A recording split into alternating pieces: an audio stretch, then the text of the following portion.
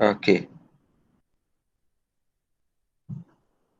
The is and ought, no issue, no problem.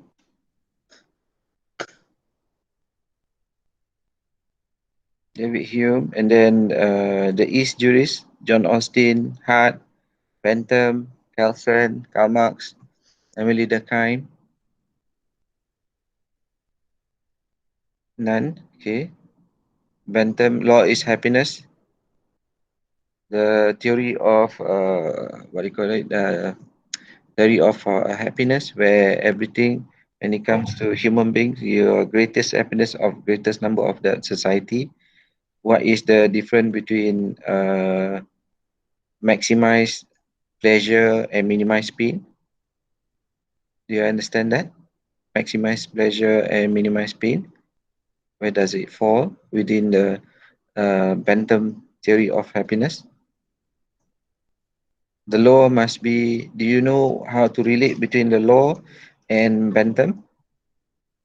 He says that any law that you create as the government, it is as long it is good as long as it can bring the greatest happiness principle, yeah? Where it brings happiness to the greatest number of people by maximizing pleasure and minimizing pain. So it is more materialistic in nature.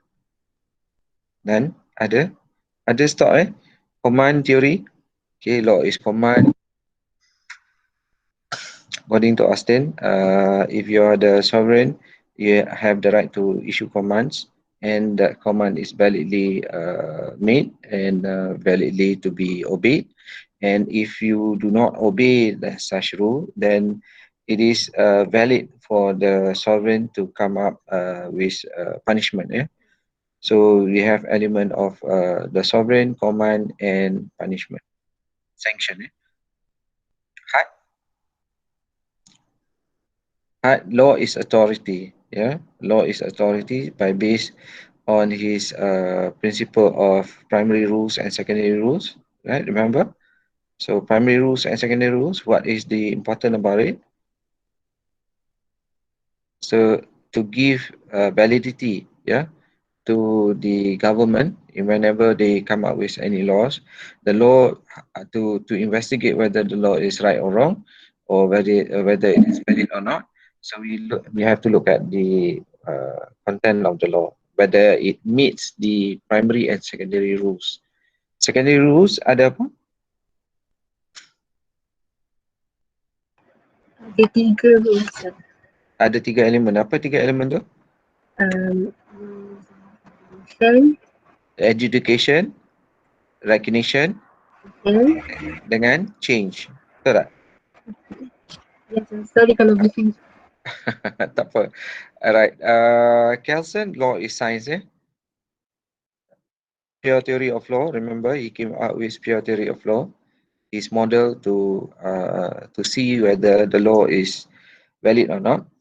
So this theory, pure theory of law, looking nothing except the law and rejecting all those other elements. That is maybe morality or history or maybe custom.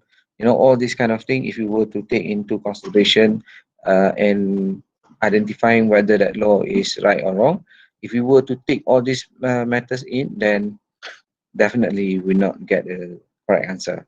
Because if you were to look at the law from the perspective of what the society wants, every society change in terms of what they want. So there is no use for us to investigate how do you know whether the law is perfect, or there is a core of the law, there is a science of the law whereby the same formula can be applied anywhere in the world. So he came out with pure theory of law, where he talks about the legal norm and the what do you call it, the grand norm. Yeah. So any question on this? And Carlson, any questions you guys wanted to ask? Um, Yeah. in reality, sir, how is that Kelsen theory is, I mean, applied understanding revolution? Understanding revolution. Okay. Yeah. Now Now, as we can see, we are in the midst of emergency, right? Yes, sir. Okay, good. So, what government that we have right now? The Perikatan Nasional. There is no government. Oh yes, there's no government yet. Parliament Okay. suspended. There is no parliamentary structure, right? So the only structure we have is the Yang di-Pertuan Agong. Behind him would be the greater one is the previous government, whatever government lah that is in control, that is given the mandate to run, which is MKN lah, Majlis Keselamatan Negara. So from his standard, if the current emergency, if there is no reaction to this so-called new government or new ruling, then you have to accept the validity of that particular government. And the federal constitution is no longer, some structures of the federal constitution is going to be, hang. Your fundamental liberties is going to be hang for the time being, because that is not your fundamental rights, but fundamental liberties, right? It's just a liberty, can be taken away. So in this current situation, from the perspective of Carlson, as long as there is no rebellion or no reaction in terms of the current government, then current government is valid. It is necessity for you to have a government to rule a country.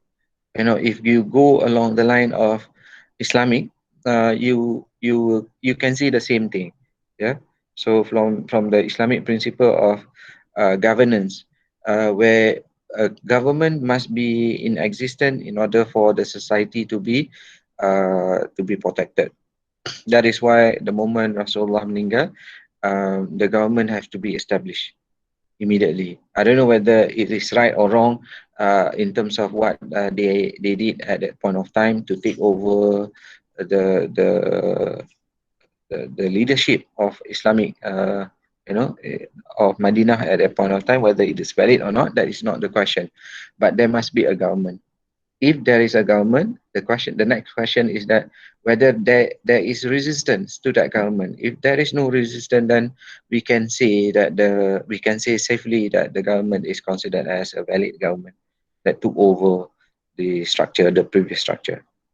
So the current government have to come up with their own laws right now under emergency regulations, and they are to identify which laws are considered as okay, which law is not considered as okay. They cannot declare emergency without not able to give recognition to all other laws that they wanted to have in play. They just cannot, we just want to take over the country just to check, to treat COVID situation. No, it has to be encompassed in total. You can refer to Article 150 and then you will see it must be in total. It cannot be in a position that you can want to take only the political arena. That's all. That's wrong for them to do that. Boleh guys? Nampak tak? How does, yeah, sorry. How does the identifying the legality of the government relates back to the grand norm? Okay, so whatever laws that they create, say for example, we have the emergency regulation that they are going to come up with, right? So it becomes the source of all other laws that within the structure of the pyramid, right? Once the pinnacle of the pyramid is being changed, you have this pyramid, the old pyramid, we have the federal constitution. Now we have a new pyramid, which is the emergency essential regulation. Okay, so the emergency security regulation is the one is considered as grand norm now, because the society, by virtue of the Yang di-Pertuan Agong, have mandated them to be the leaders of our country. In terms of the law that they implement, the what they call Emergency Regulation Act or whatever regulation that they came up with, that is the one to be the pinnacle of the whole structure of system that we are going to have. So everything must work in tandem with one another. It must be connected.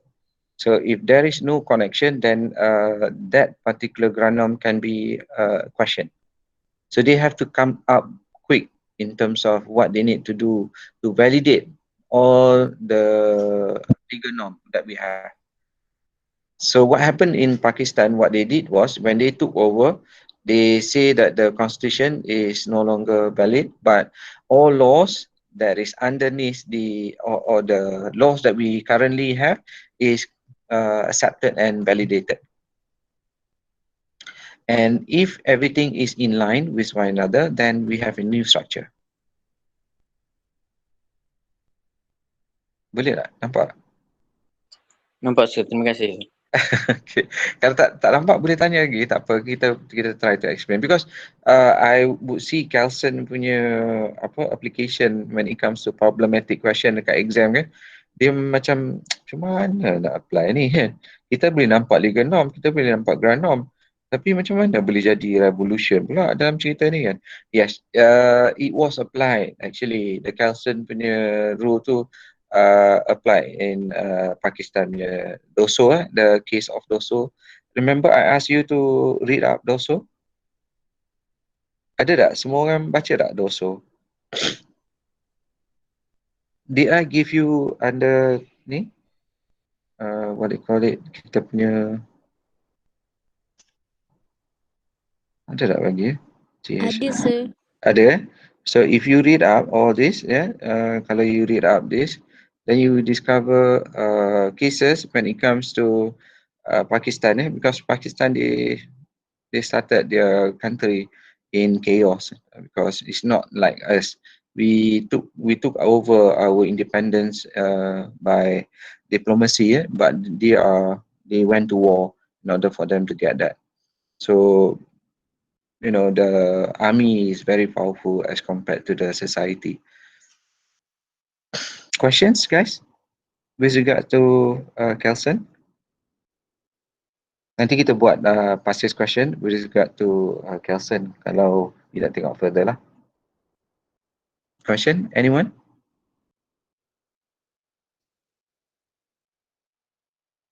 Tak ada. Okay, we look at Durkheim. Durkheim law is about society. When it comes to him, he says in order for us to identify whether the law is valid or not, you have to look at the purpose of that particular law. Is it the law is going to be something that is going to impact the society, bring element in terms of the beneficial element to the society. Okay, individuals within the society are bound by social facts which are a coercive influence over them. So law to him is that it is able to play that role, but it is based on certain data collection which is scientific in nature. So in order to change the society, like for example, we can also apply what is happening right now. So the Emergency Act or emergency, the government is applying the emergency in order for the society is to be taken care of.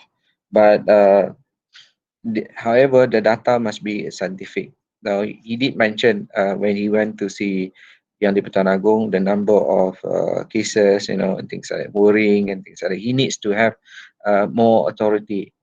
Whether you agree or disagree with what he is arguing, that is another issue. Yeah. But as far as law, according to Durkheim, it is a law that is based on scientific observation. Question? Karl Marx, law is about oppression. Yeah. Law is about oppression. Yeah. Law is being used as a method of oppression to the society, whereby the rich is going to control the poor, and he sees it as unjust. Yeah. So if you were to have a law that allows equality to the society in terms of no oppression, then he would see it as a good law. Thank you. Any question on this? Karl Marx?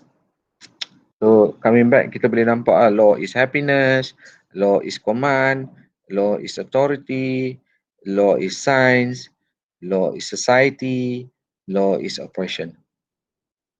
This is the East group. I think I did save this.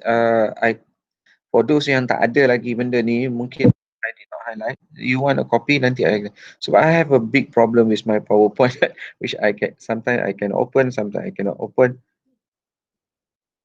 Right click. Oh. Okay. The odd group. They have problem with the odd group. What is odd group? Odd tu maksudnya apa? Anyone?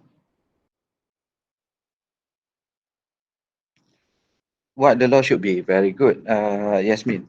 So anything that is prescriptive, is not is. Kalau is tu descriptive, you describe je. It is what it is. You describe. You cuma cerita balik gambaran tu. You tak bagi interpretation. Here you are going to give interpretation that you jadi into that particular problem that you are discussing. If the law to this group of people, they orang kata it should be like that. It should be like this or it should be like that. So different people, different different approach. Meals, law should be what? Law should be not busybody with what other people are doing. He's a liberalist kan. Kalau orang liberal ni dia kata law should not be a busybody to what I want to do. I can do whatever I want. The law should not prevent me from doing it unless and until if my act is going to hurt someone else in terms of their rights or in terms of their right lah kan. It might be physical, it might not be physical, whatever it is. As long as my act is not going to impact anyone of their right, then I should be doing it. Say for example, if I want to kill myself, then let it be. That is not to the extent that the law should not be busybody. Any question on Mills? Harm principle?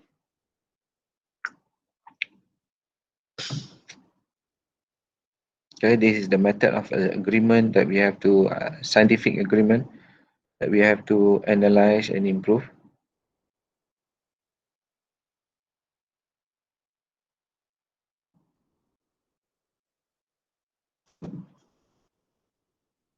Ada tak soalan Mills before kita pergi? Yes, you can do anything as long it doesn't matter. Kan? Very straightforward, very liberalistic punya nature. Very, very realistic lah. Ross?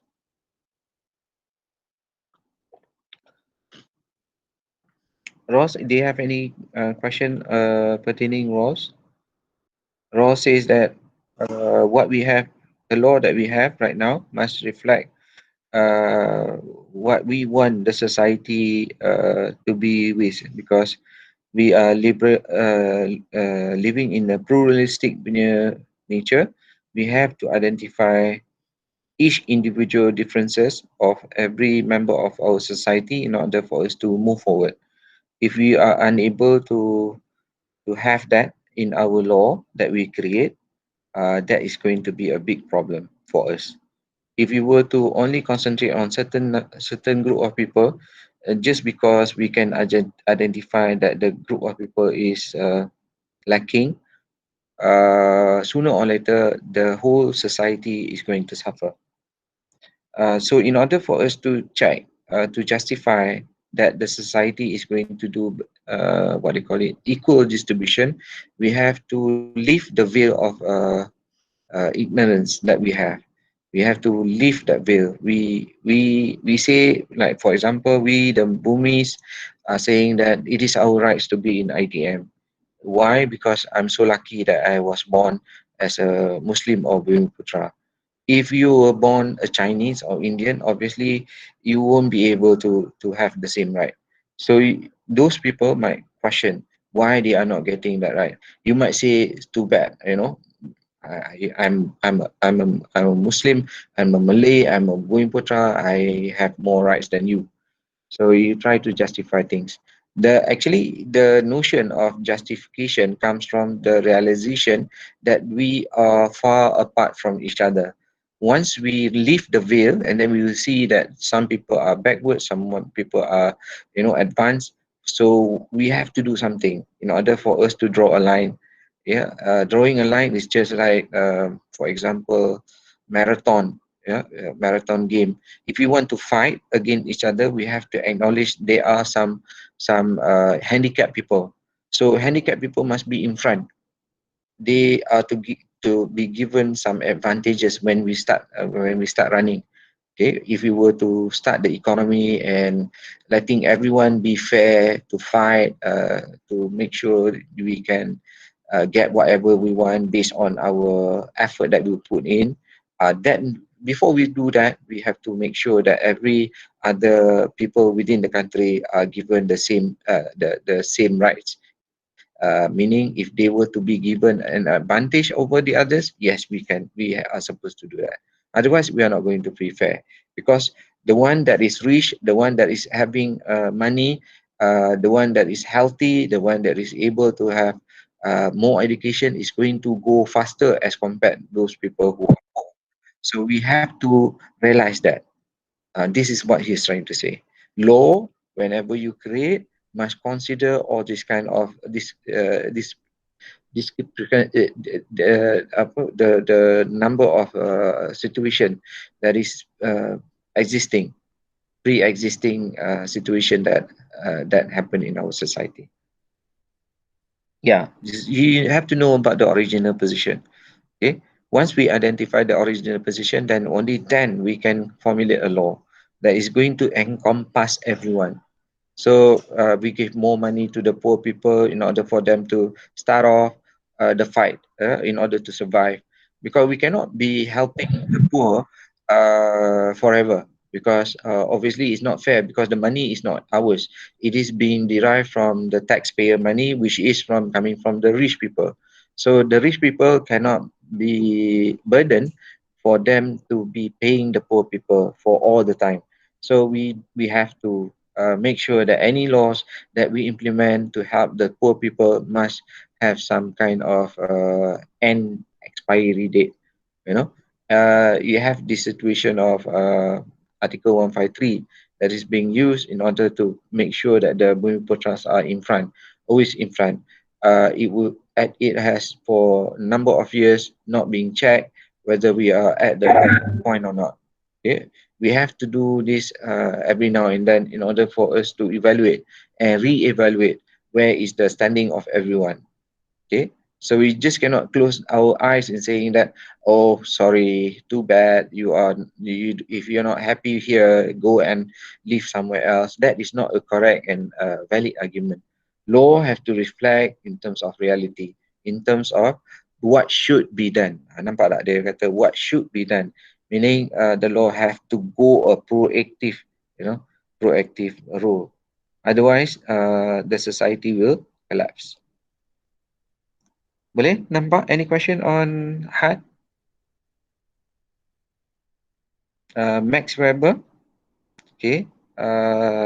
He talks about the ability of the law to reflect the society in terms of data, yeah, in terms of data.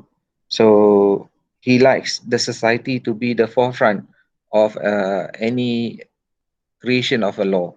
So if the government or parliament in that manner to be able to come up with laws, he wants the society to be in front and to be researched upon.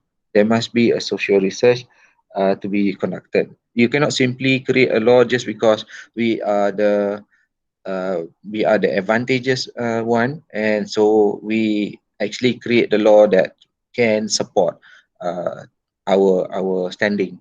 Tak boleh lah kan, kalau kata kita dah kaya, kita buat law untuk nak fikir kita punya cara je, kita punya kita punya standing saja.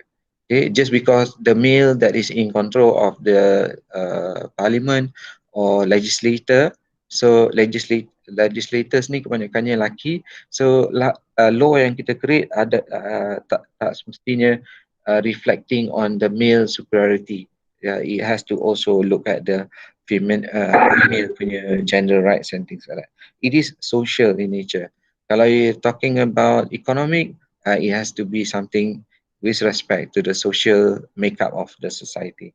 Otherwise, if you were to do any law regarding what you think, the law will not achieve its mission. That is one thing about the law.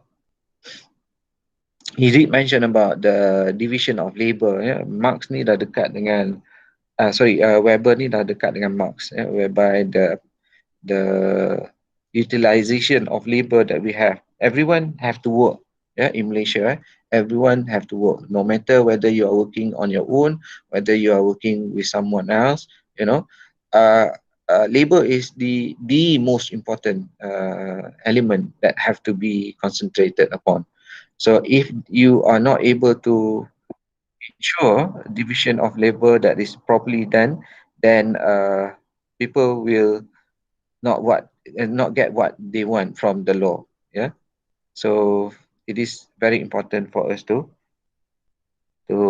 understand the law.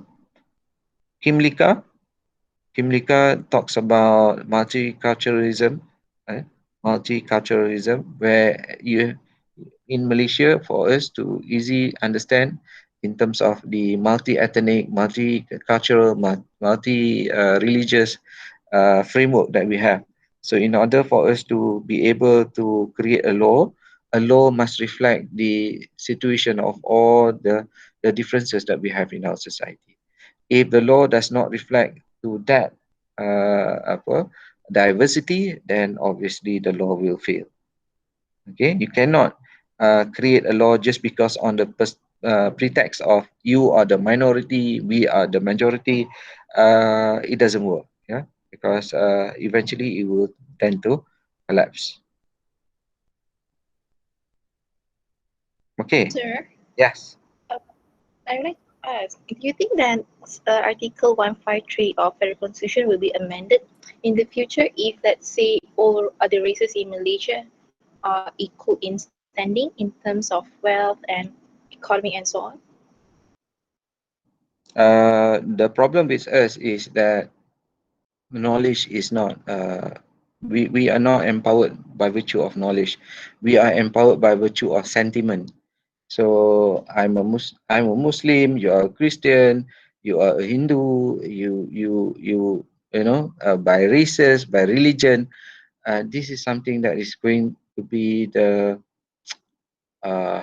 problem that we are going to face. If we are able to do that, to make sure that macam kita kecil-kecil dulu, we don't care about our race, we don't care about our religion. When I used to be a young child, I used to go with my Chinese neighbors to bawa tanglong. For those people who are familiar with the moon punya festival, then you pegang kayu and then ada lantern within the colorful, very, I still remember until today. That was like what, 40 years ago, no, 45 years ago. You don't care about other this call differences between religion and custom or between races. So if you were to be able to destroy that, if the government is able to destroy that, then you should be able to respect each other. Okay, I don't think Article 153 will be changed soon, but I believe one day it will, where the majority of the Bumiputras and Malays try to reposition themselves in terms of justice. Because to me, as a fellow Muslim, I believe on my Islamic principle more than the rules that you create. Because Islamic principle do not have division of I am Muslim, therefore you are not Muslim, you are to be treated differently. No, it doesn't work in Islamic principle. 153 is not in line with what Islamic principle is, right? No matter how you argue, you cannot fight as a Muslim. You cannot fight the principle that is being laid down in Al-Quran. as a Muslim lah, even as a Christian, yourself have to look from the perspective of religion. If you say God is real, the scriptures are right, then the scriptures never tell lies. And never ask you to be different, to differentiate yourself with other religions, to look down on our religion. You want to do your religion, you go ahead with your religion. Do not be arrogant about your religion. The same thing lah, in terms of the law that we have in our society, it must reflect, the foundation must be the true foundation. So what we have to do, we have to investigate. And some research that has been conducted, especially by lecturers of University Malaya, I think about 4 years, 5 years back. I don't know whether you are aware of that. Trying to portray the statistic in terms of what is happening in our society with regards to Article 153, or a big hoo-ha that occurs back then. So sad. Yeah. So we are not matured people yet to be able to sit down and discuss and let us move forward. Yeah. If you want to do that, then better for our society. If we still continue, nothing will change. We are not going to progress. We can progress, but the disparity is going to be so great. The risk of civil war or unrest is going to be real. The more longer that we don't want to face the reality, the higher the risk is going to be. Too bad.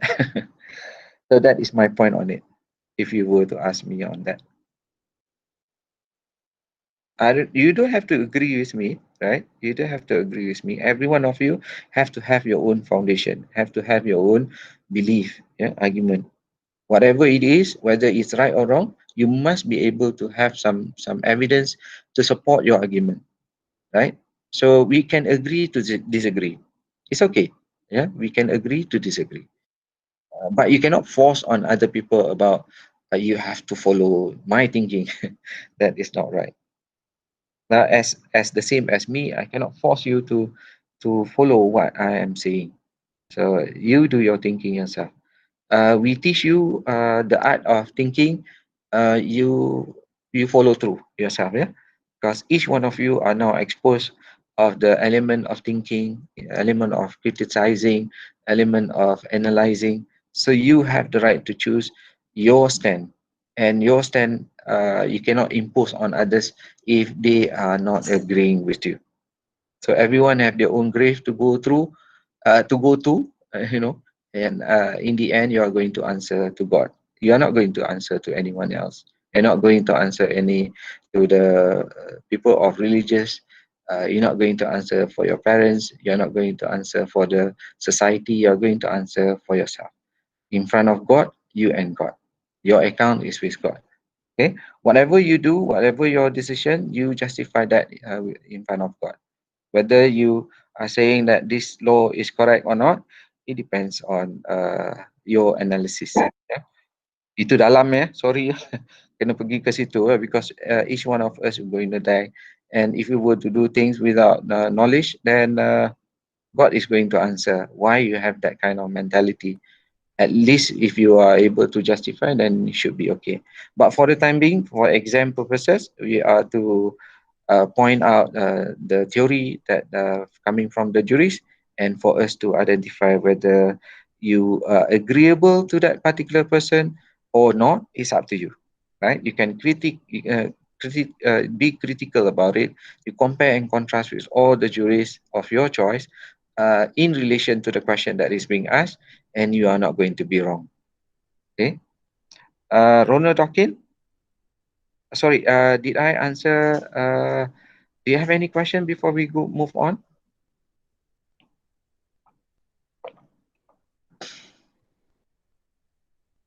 Guys? Ada soalan? Okay, kalau tak ada, kita tengok Ronald Dawkins. He talking about Judge Hercules. He came up with the idea that in order for us to solve, we have to come up with a right answer thesis, which is coming from the Judge Hercules. It is not a fictitious judge, but you have to put yourself in a position whereby that particular judge is a very knowledgeable judge, in order for the judge to find the solution that is needed of the problem of the society, or the problem of the case that is in front of you. So that particular judge must what do you call it, do whatever that is needed in order to solve the problem. Okay, you just cannot accept as there is no solution to this problem, so therefore we don't want to engage into discussion. Every problem there is a solution. It's just a matter of whether you want to discuss or not, whether you are going to be transparent in terms of your interest whenever the discussion took place. Kalau lah kata you have some kind of malafide intention, then no solution, no proper solution can be derived. So he is proposing that there is a what they call it, a person that is able to come up with this solution to the problem that we have. So that is his idea lah. Very orang kata ni, kalau you tengok Ronald Rocket ni macam macam fictitious punya situation lah. Mana ada Judge Hercules. But if you look at our judges, they are actually playing that role in order to give some kind of solution to our society. One example is the penggunaan nama Allah by the Christian, right? So it has to be tackled. They cannot simply say, oops, sorry, we don't have the law regarding this. The parliament never wanted to discuss this. So if you have a problem, you go out and settle within yourself. If you let this thing happen, then the rift in our society will start to open up. So what they did was they handle it and they try their best to come up with the solution. And then whatever decision that is being done, it is not a general law, but it is a law that is applied for the problem of that particular case, yeah, to solve that particular case. It is not a standing legal position. Any legal position only to be made by the legislative. Okay, the legislative must come out with a law that is applied to throughout the society. So case by case will be settled by the court, and they try their best to do that by looking at the right answer thesis. Any problem, Lokin? Augustine. Augustine. So the divine will itself is the divine law. Yeah. The divine will. What is the divine will? Whatever God has asked us to do, we just follow whatever He asked us to do. Yeah. So the divine wisdom is the universal law that we have in our society. If you believe in religion to give you some direction of correctness in our society, so just follow the principle that is being stated in the scriptures. Yeah. For that, I would agree in a sense that all religion in the world is teaching us to be good. Yeah, no religion that I can think of is promoting hatred. Yeah, promoting oppression. Yeah, if you look at all religion, they are promoting goodness, and this particular goodness must be translated into law. Okay, and if you were to look at Augustine, if you can relate it back to Christianity, Bible, then obviously you will see the principle that is laid out in Bible is for the betterment of the society. Okay, now he is slightly different from Saint Thomas Aquinas, because he says that all things are derived from the first sin, which is original sin. In Christianity, they say that Nabi Adam is the one that is creating the first sin, and the sin is now still intact in all of us. In a way, I agree because the nature of arrogance that we have, starting with the first test that was given to Nabi Adam for not being able to obey the command of God. Yeah, so he somehow or other, whether he is the decision making was done by him, right? He was the one who decided that he wanted to take the food and eat when it is already commanded not to. So he failed the test. So his test is inside us. Yeah, every one of us actually, when we were starting being created by our God, Allah, or whatever religion that you have, the elements of God is inside us. It's just a matter of a test for you, for us not to be arrogant. So the way I see it, we are now facing that. Whenever you create the law, you cannot be arrogant. You have to look at the scriptures of the. We have to look at the scriptures in order to give some kind of direction. That is what he's trying to say, lah. Then Saint Thomas, in line with the Bible or scriptures, right? He mentioned that there must be a reason for people to follow the law. Okay, they are not believers of religion.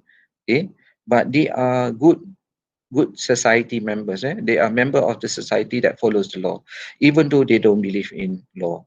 So there must be reason why for the non-believers to be good people. So religion alone is not it is not the solution. Okay, because if religion is the solution, then why not those people who doesn't believe in religion are doing the good things? So that is his question, right? So his question goes back to Aristotle, Plato discussion about why people obey the law. Okay, so he mentioned about the natural law and religious law, eternal law. So you have to conform. The law of the human that we create must conform with religious law. Yeah, and then we have to be in line with natural law. Then it has to be according to the eternal law. Yeah. So, for example, you want to have things to be fast. Yeah? You want to develop the country faster than anyone else because development is something that you wanted. So you create a law to bulldoze everything in order for you to achieve the standard, the what they call industrialization punya status. By doing that, you are going against the religious law. You are going to go against natural law. You are going to go against the eternal law because eternal law talks about time. Nothing can be changed over a period of a faster time as compared than others. Say, for example, you want so much to be rich. Can you do it in a manner that is so fast? There might be, but if you were to do that, there is a chance that you are going to do something that is negative. Okay, just like when you have to survive, right? In order for you to survive, you cannot be eating all the time, right? Because law of natural will come in because when you take so much food into your body just because thinking that you want to survive for the next 4 or 5 days without eating, the law of eternal will come in and punish you because you are against the what they call it, the arithmetic ataupun the law of the nature. Yeah, law of the nature is mathematics. You cannot run from mathematics. Yeah, the way I see it, you do things that is progressive according to what the scriptures, because the scriptures is going to conform with natural law, and then this natural law will conform with the eternal law. People who do not eat will die. That is eternal law. Okay. When you are young, you are more vibrant than when you are old, right? So all things will die. This is the eternal law that we have to accept. We cannot rush into things. We cannot create law in order for us to achieve something that is so fast. Law has to be structured in a way that is going to be in line with all these circles that is controlling the human law. We have religion, we have natural, we have eternal. because you cannot promote LGBT because LGBT is going against LGBT is human law. This LGBT human law cannot go against the religious law because scriptures is very clear. Okay, for the Abrahamic religion lah, which is 2/3 of the entire world is believing. I think more than 2/3 is believing in the Abrahamic religion. Buddha maybe doesn't talk about LGBT and things like that. You can do whatever you want.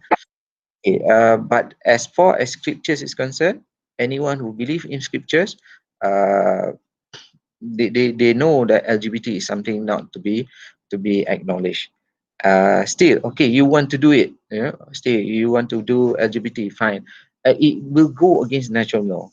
Sooner or later, you will see that that particular law that you create will come head to head with natural law in terms of what the natural that is able to control in terms of inheritance, in terms of apa orang kata, uh, the continuity of the family, the rift that you will have between a person's psychology when they were being brought up by two women without the element of a male.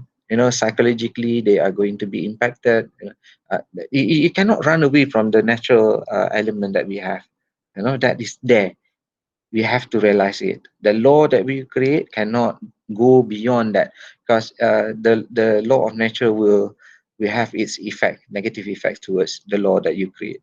And then if you want still to continue and you want to bypass that natural law, the eternal law will eventually come and be an impact to you. Whereby the internal will say if you want to have LGBT, you allow LGBT and so on.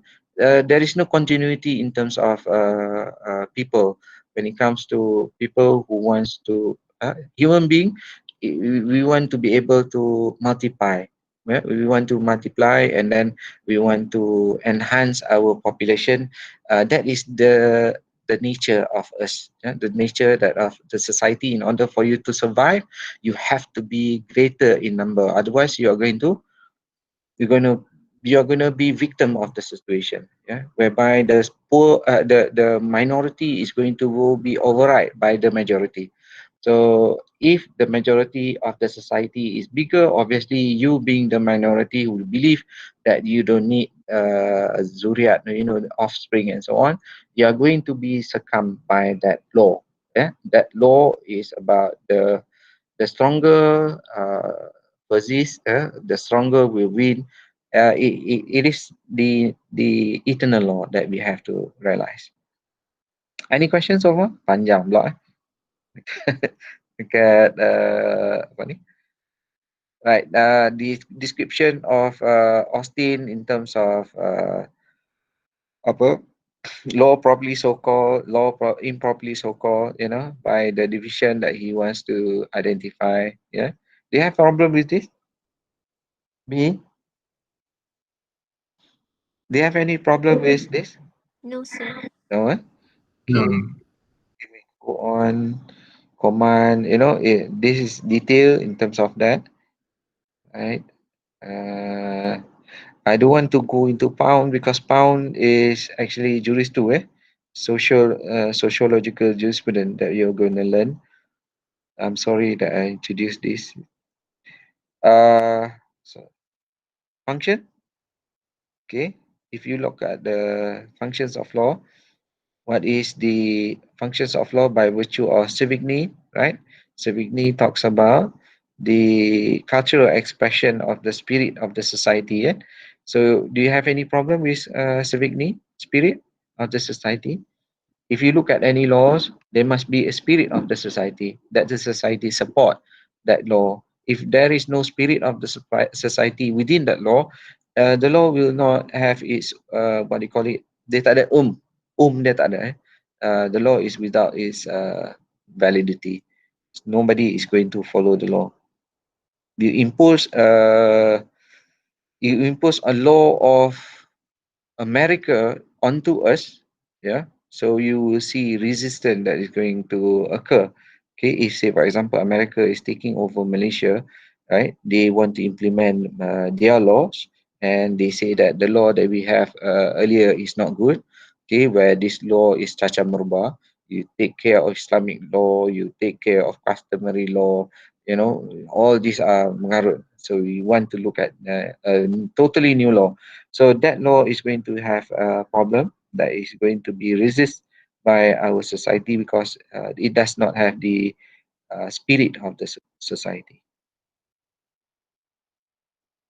Who else? Akinas dah. This is what I mentioned.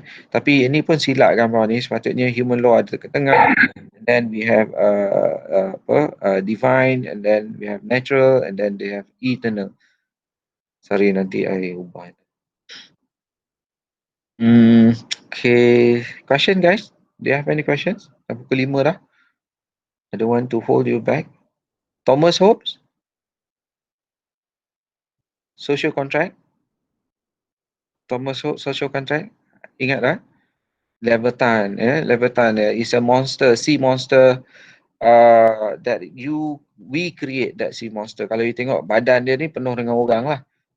Saya tak suka tengok benda-benda ni, saya geli. Okay.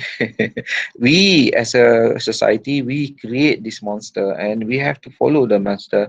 Whatever rule that is being made by this particular person that we created, we have to follow. If this person is the government, because we give the mandate for the government to rule over us, right? Because the fact that we cannot survive on our own, they katakan our life is going to be short and brutish. You know, short and brutish. If you are going to live on your own, you end up killing each other. What you need to do is to be together, uh, to eliminate our differences that we have and be strong and united. And when we united, we have to give someone the ability to control the society, give direction. If we have 2 or 3 rulers to control us, then that's the end of our society. Okay, dia kata kan, solitary, we are going to stay on our own, we are poor, nasty, brutish and short. Yeah. So this is the fact that we are living. We cannot have that. We have to have a commonwealth. Yeah, we have to stay together in order for us to be strong. So, right. Islamic principle, jurisprudence. I think we discussed this quite lengthy when it comes to Islamic jurisprudence. There is one thing that for those non-Muslim in our class, you don't worry about that. For Muslim, their main books, scriptures are going to be Al-Quran, and the secondary element or secondary source would be Hadith, yeah, or Sunnah lah, for that matter, whatever behaviors, what Rasulullah have done, and it was reported, or whatever Rasulullah has said, are going to be a guidance, yeah, in order for us to come up with laws. So whatever laws that we create must not go against Al-Quran and Hadith. So it does not, it will not go against Hadith and Al-Quran. Tak, it doesn't work like that. It must not go against Al-Quran first, and then the secondary about Hadith. Yeah, so it cannot contradict Al-Quran and Hadith, right? So if it does not contradict with Al-Quran, next step is to ask whether it contradicts with the Hadith or not. If it does not contradict with Al-Quran and Hadith, then you can opt to have your own ijma, yeah, consensus of the ulama.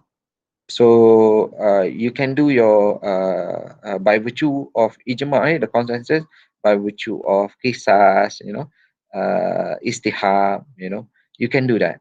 But the most important thing I believe is everyone is to be able to have the ability to do ijtihad, your own conclusion.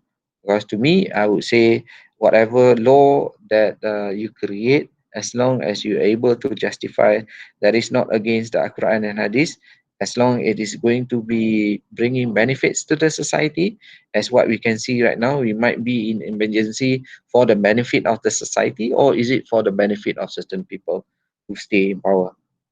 that is subjective in nature. But who knows what is in their head, what is in their mind. Hopefully what they are doing is their own ijtihad, that I need to be in control over the country. I need to have this emergency in order for me to safeguard the society by coming out with apa orang kata, forceful laws, laws that is able to control the society, which in this situation I have to disagree, because whatever laws that we have is good enough. It's just a matter of implementation. We are lacking in our implementation part. So you can see the differences between Sunni and Shia, when it comes to their differences of this principle. You obey Allah and obey the messenger and those in authority. This is the one that is in conflict between Sunni and Shia. Sunni are those looking at the Sunnah or the hadith of Rasulullah in order for them to rule, and the other party, the Shia, says that it is not enough for us to look only at the authority or the what they call it, the hadith, because in order to know the hadith and the Quran, we need the family members of Rasulullah to understand, because the blood, the blood of Rasulullah. If you acknowledge Rasulullah, then you have to acknowledge also the blood relative of Rasulullah in order to interpret Al Quran and Hadith. Because so much chaos that we have in our society today, I believe it is because we don't interpret it in a very correct manner. That is why we are so unsure of things that we are doing. Too bad, things happen, but I don't know how it is going to be rectified in this manner, because the thing, the longer that we are able to give the authority of every society to decide on their own, the more problematic that the Islamic religion is going to be in. But for your purposes, when it comes to examination question, you are to look at this ayat and looking at the principle of what they call it, this one, ijtihad, and ijma, things like that. So consensus of ijma can be divided into Sunni and Shia, and then from Sunni we have four main mazhab. We have more actually, but the one that is seen in the world is more towards that. You have Shafi'i, Hanafi, Hanbali, Maliki. You can explain this, then go straight to the application of it. Okay. Hate them killing each other. These poor people, when they go to war between Arab and Yemen, Arab and in Libya, we have in Africa, we have Boko Haram. The northern, we had the Islamic Brotherhood, and then we have in Syria, we have ISIS, all those kind of things. Their interpretation is totally different from one another, and the bottom line are those people. These the children, the ladies, the women are not taken care of. The men, especially, they are not involved with the conflict. So law have to come and remedy that, right? Okay, so that is the Islamic principle. Banyak ni. Okay, coming back to, so do you have any problem with this, guys? The Islamic? Okay, baca lah ya. And then what else? We have the adab pepatih, looking at the civic need. Why civic need in terms of the application of the law? There is a relationship when it comes to history. You read and you understand the ability of the government of German to whether they want to self-rule by using their own laws, which is historical in nature, or the one that is codified, that is more towards Napoleon or Rome.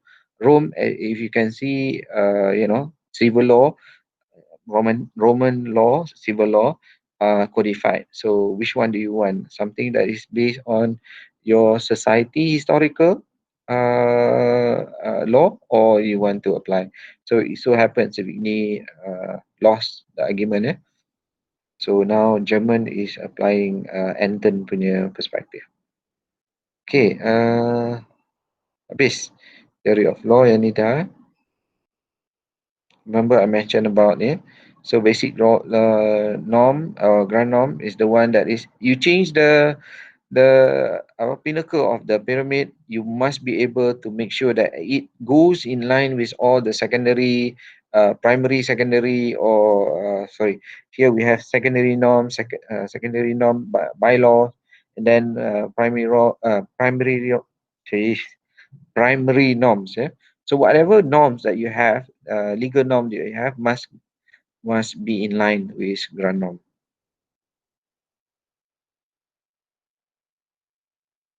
Okay, then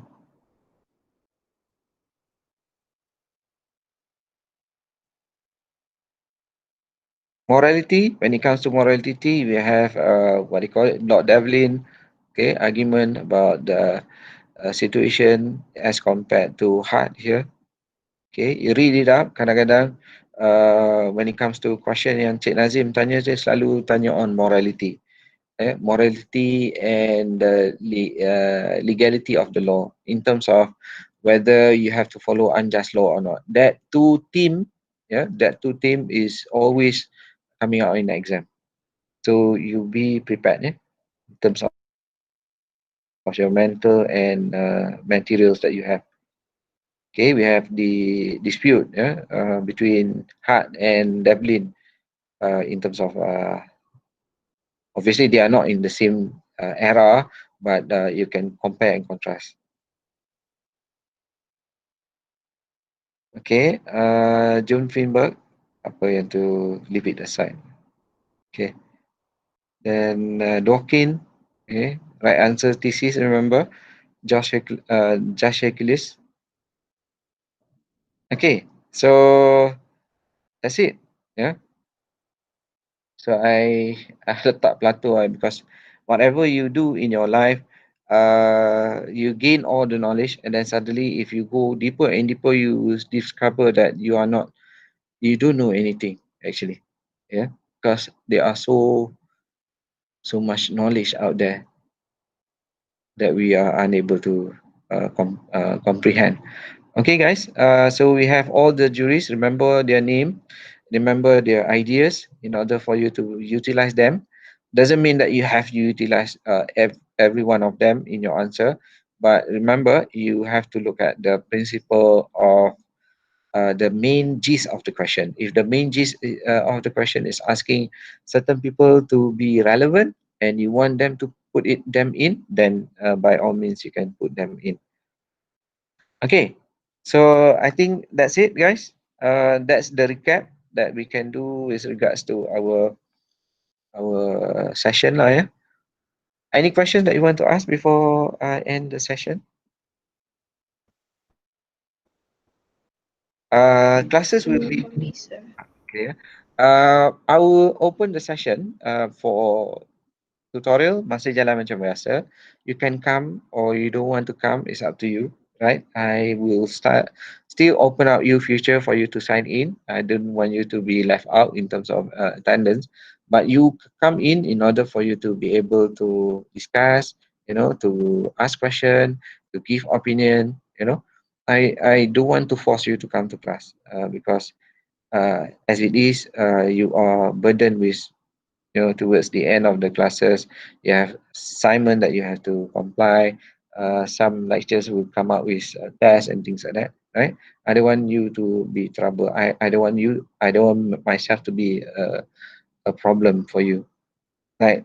But I will be here, next week pun kita ada kelas lagi. I'll be opening the class, and if you are free to come in and go out as whenever you like. So macam ni, I buka session, right? I would open up. You can come in and then ask question, and then you can leave. It's okay. I will be in front of my PC, looking at the screen. Boleh, guys? Can we do that? Boleh, sir. Alright. Yes, sir. Tak ada siapa nak tanya soalan? Clarify? Clear? Yes. Sir, Yes. Siapa? regarding the apa ni the emergency tu. Okay, good. You want to ask about that? Yes. according to siapa nama dia? Carson. Yeah, grand norm. Uh-huh. S- if if a lot of people are against the emergency, Mm-hmm. it Good. does it go against the grand norm principle? Yes. Theory of necessity, right?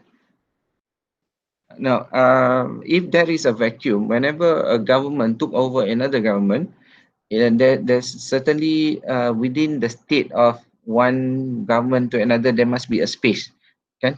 Dia macam kalau you buat explosion, okay, kalau explosion semua orang macam terpinga if before that explosion somebody is in control, imagine but the explosion caused that particular person to die, and then there is a vacuum. Who is first to take over the power? That is the person that is in the ability for that person to set the government. So the same thing happened dekat Russia, when they kill all the king, the czars were being terminated, the whole family, dia orang bunuh habis semua, sama dengan Chinese emperor. You still remember the last emperor punya movie? So whenever there is a vacuum, immediately after the fall of the previous government, there will be a vacuum. That vacuum have to be fulfilled, must be fulfilled. Otherwise, the society will be in a state of chaos. So somebody must take control of the society to bring it forward, to bring calmness to the society. So that grand norm, the previous grand norm is now changed with a new grand norm. Whether the new grand norm is be able to fit in to the what they call it, the base of the pyramid, right? Remember the legal norm, because every person in the country is working under the preview of a power that is given to them. The police, the bomba, the magistrate, the people who is in control of the jail, every people, the executive, the majlis bandaran, everyone is given a power. Where does this power come from? It must come from power that is given to them. So you have to do some kind of you know tracing. When you do tracing, you discover that they receive from the bylaws, and then from the statute, and then coming to the constitution. But now we have a new government with a new government. Whether that particular government of the new government is able to link up with all the status, all the power of all the people within the society. We have what, government servant? We have like 3 million government servant. They are all empowered, right, by law. So a new grand norm has to make sure that it has the tie between the grand norm and the legal norm. If there is no tie, chaos will happen. So I'm looking forward for a case to be contested when it comes to the emergency. Obviously, somebody will bring it to the court to decide whether the legality of the government of Muhyiddin to declare emergency. They obviously can declare, right? But there is a chance for you to contest that in the court of law. Obviously, the federal court has to decide. So it's just a matter of time. Okay. For the time being, if you look at it, I nampak macam it's more about to save position rather to save the country, to save because you look at Indonesia, they have managed to gather billions of investment. We are losing out, especially when you declare emergency. Nobody wants to be in your country. Okay, emergency has a negative impact to foreign investment. Okay, that is not good for our society. Dah dekat. Okay, so any other questions that you want to ask? We look and see macam mana situation. But for your exam, I don't know whether Nazim have drafted the exam question or not. If he is interested to change the exam question to the one that is currently happening in our society, so be prepared. Council might be a favorite favorite question lah. in this coming exam. Yeah, just prepare, be prepared. I have a hunch. I don't know. I have never discussed it with him. I believe he might ask a question about the current government because he love this kind of thing. Okay, so you have to know your apa, your lecturer. He is the one creating the question. Okay, guys, jaga-jaga be careful. So you need to prepare your mental and knowledge in order for you to be able to answer. Inshallah. Any questions? You, Liana, okay. You. Okay, thank you, sir. Welcome. Be prepared, Kelson punya argument. So, link yang I bagi untuk you look up, you know, it is an interesting thing when it comes to apa? You nampak ni I just want to share with you.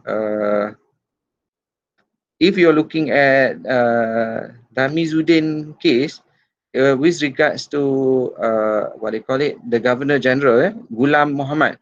Kalau you tengok siapa Ghulam Muhammad ni, seronok orang tengok benda-benda ni. Wikipedia pun baik. Ghulam Muhammad ni, dia he is one of the co-founder of Mahindra. You know what is Mahindra? Kalau you tengok Mahindra and Mahindra, is a giant when it comes to multinational company worldwide. Yeah, the revenue was 13 billion in 2020. Can you imagine how powerful the company is? And you can do tracing that people who are in power, they are the one that they wanted to be in power because they want to enrich them. That is the problem with our society. Nobody is taking care of the society for the sake of society. Law that is being created is reflecting on how they can abuse the law in order for them to enrich themselves and their colleagues or their family. So I was like stunned the other day. Betul, my wife told me that what they call it, yang buka apa, buka Muhammad Chan Muhammad Chan, bukan Muhammad Chan, lagi seorang tu yang mualaf tu, apa nama dia? The mualaf. Can anyone give me lupa dah pula. Abid Liu. He went to Kedah. He was asked to stop his activities to help people, poor people, by Mahathir punya son. Aduh, pelik betul. I was like, letih. So, nothing can be done. Okay, guys, you are the one, my hope to change the society later on, to bring it to the correct path. Wallahu alam. Thank you very much, guys. Assalamualaikum. Waalaikumsalam. Thank you, sir. Salam. Thank you. sir. Okay, see you. Bye. Take care. Jaga COVID. Bye, sir. Thank you, sir. Assalamualaikum.